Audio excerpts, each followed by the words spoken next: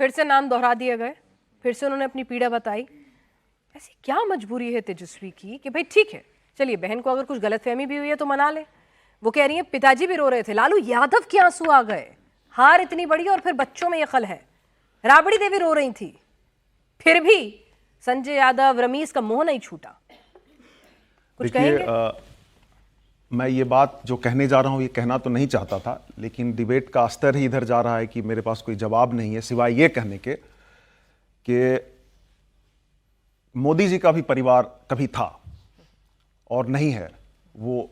अब नीतीश जी का भी परिवार टूटा हुआ है, मोदी जी का भी परिवार टूटा हुआ है। भगवान ना करे किसी को वैसी पत्नी मिले जो मोदी जी की पत्नी है या नीतीश जी की पत्नी है।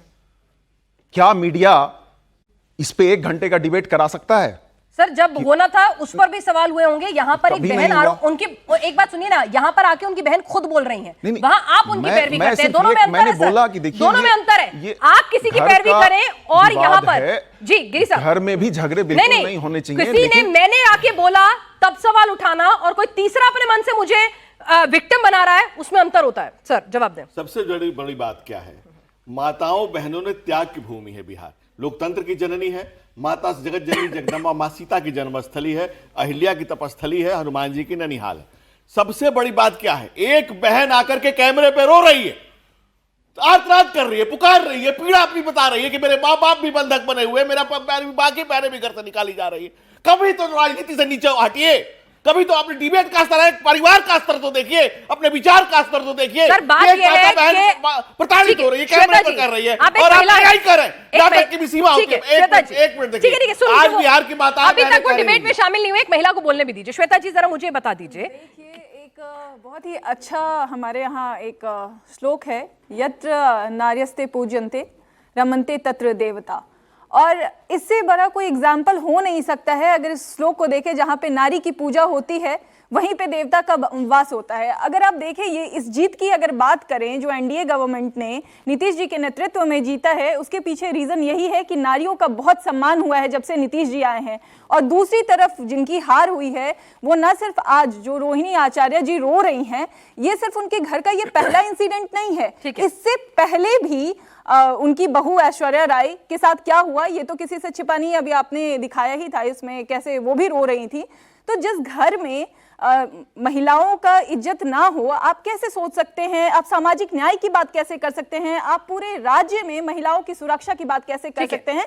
यही एक दिक्कत था। और एक बड़ा अच्छा प्रोवर्ब है जिसको बोलते हैं failure is the key of success. अगर आप अपनी अकाउंटेबिलिटी नहीं लेंगे, रिस्पॉन्सिबिलिटी नहीं लेंगे, अपने अंदर झांक के नहीं देखेंगे और सिर्फ ब्लेम गेम खेलते रहेंगे, और सबसे बड़ी बात अगर देखें तो इस हार का रीजन भी यही है इनका। एक तरफ हम लोग थे, हम लोग कहने का मतलब यहाँ पे एनडीए गवर्नमेंट थी नीतीश जी के नेतृत्व में, जिनको विकास पुरुष माना जाता है, और दूसरी तरफ अब तो हम ये भी नहीं बोलेंगे कि ये ऑपोजिशन थे, हम तो ये बोलेंगे ये कंफ्यूजन थे। बिहार की जनता इनको कंफ्यूजन की तरह देखा है, वो इसलिए बोल रहे हैं। शुरू से पहले इनके परिवार में कुछ भी ठीक नहीं था, और ये अभी से नहीं है। ऐश्वर्या राय जिनका बयान आया था और जो इंसिडेंट्स हुए थे, एक तो वहां पे देख लीजिए, दूसरे इनके महागठबंधन में कुछ भी ठीक नहीं था, जो कि लास्ट तक फ्रेंडली फाइट कुछ होता है क्या? ये एक सुगर कोटेड वर्ड है, ये फाइट ही है, फ्रेंडली नहीं हो सकता है। या तो ये फ्रेंडली होगा या तो ये फाइट होगा।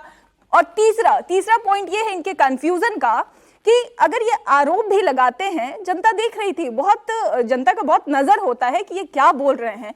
तीसरा, अगर ये देख ले आरोप लगा रहे हैं तो किसी एक मुद्दे पे रहते, कभी एसआईआर का मुद्दा आ जाता है, कभी इलेक्शन कमीशन पे आरोप लगाते हैं, कभी वोट चोरी हो जाता है, और जिस तरीके से रोजगार का जुमलेबाजी का इन लोगों ने बात किया था, तो बिहार की जनता पहले की तरह नहीं है। जो इन लोगों ने वो चारा विद्यालय खोला था, और अभी बहुत पढ़ी लिखी जनता है प्रबुद्ध है, तो वो रिजल्ट दिखा है। फैसला सुना दिया अजय वर्मा जी को, हालांकि इस फैसले में मिली भगत नजर आ रही है। अजय वर्मा जी, एक छोटा सा सवाल, बिल्कुल रैशनल होके, ठीक है, लगातार सत्ता पक्ष ने, बीजेपी ने, एनडीए ने एक मुद्दा बनाया कि जंगल राज, आपने कहा 20 साल पहले का मामला है, लेकिन जब इस तरह के मामले सामने आते हैं, ठीक है परिवार का मामला है, मान लिया, अलग रहने दीजिए, हालांकि वो नाम पॉलिटिकल ले रही है, लेकिन फिर भी हम कहते हैं अलग छोड़िए उनका मसला। जब इस तरह के मामले मीडिया में आते हैं, सोशल प्लेटफॉर्म पे आते हैं, तो लाजमी सी बात हो जाती है ना कि भाई सवाल उठना कि भाई परिवार कैसे चलता है, कैसे लोग हैं ये, एक डाउट तो क्रिएट होता है ना, सच्चा झूठा होता है कि नहीं? बिल्कुल नहीं। देखिए, हम महिलाओं का बहुत सम्मान करते हैं, बहुत पूजनीय मानते हैं।